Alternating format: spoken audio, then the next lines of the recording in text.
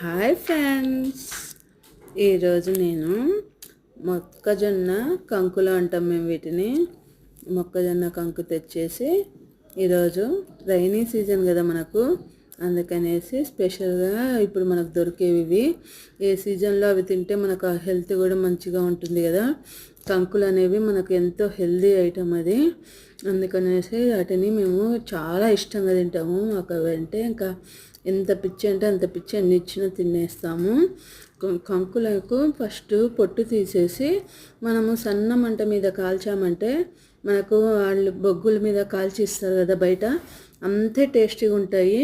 అయితే మంట అనేది మనం సన్నగా చూసుకుంటూ చిన్నగా మాడకుండా తిప్పుకుంటూ అన్నీ చేసామంటే కనుక టేస్ట్ బాగుంటుంది. మనకు బయట తింటేనే బాగుంటాయి, బయట వాళ్ళు బాగా కలుస్తారు అనుకుంటారు, కానీ ఇలా ట్రై చేసి చూడండి. సన్న మంట మీద ఇలా రెండు కంకులు కూడా పెట్టామంటే మన గ్యాస్ సేవ్ అవుతుంది. సన్నగా కాల్చినందుకు రెండు బాగా రోస్ట్గా ఉంటాయండి.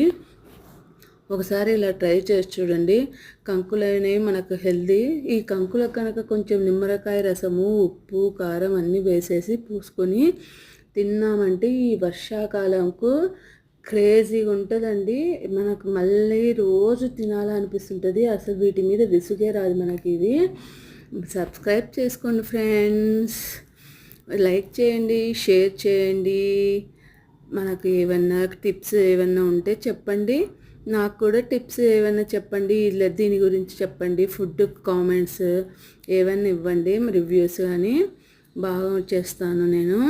మీకు ఏదన్నా కావాలంటే చెప్పండి, ఆ ఐటెం చేస్తాను నేను. కంకులు అనేది నిమ్మకాయ రసం, ఉప్పు, కారం అన్నీ కలిపి పూస్తున్నాను చూడండి. మన కర్రీస్లో ఉప్పు కనుక ఎక్కువైందంటే బియ్యం పిండి కలిపామంటే ఉప్పు తగ్గిపోతుంది, టేస్ట్ బాగుంటుంది.